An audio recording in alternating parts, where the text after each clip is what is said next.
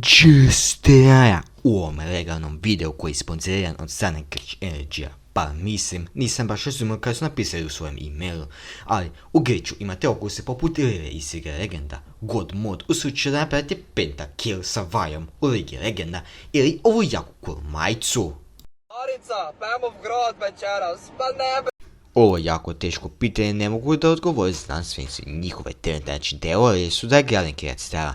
Ali, ovo je jako kriva teorija, jer moja teorija je 100 puta bolja. Vidite, moja trenutačna teorija je da se Ed Sheeran popišao na travu koju krave jedu. Ali, to još nisam prošao sa najvećim filozofima, poput Vladimir Filipović, Valvik iz Lige Legenda i ona Minecraft krava. Ebrem, naš da mi ne da, ko ti ne da, Bog te jebo. Pa otec. Trenutačno se samo znao dvije lokacije gdje se nalazite naranđaste krave, a te lokacije su Irska i park iz obične serije. Ali, nedavno su čak i viđene u Donjem Miholjcu. To ja ne znam, prešao sam zauzet igrajući popularnu igricu po imenu Deep Woken na Robloxu.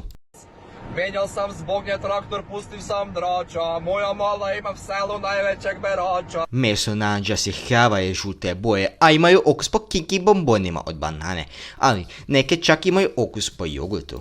Posadim sam 2-3 vrste paradajza. U današnjem segmentu smo saznali zašto su krave naranđaste boje i da je tam Kenč jako retardirani čampi.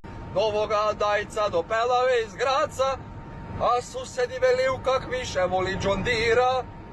Ona bi mene samo da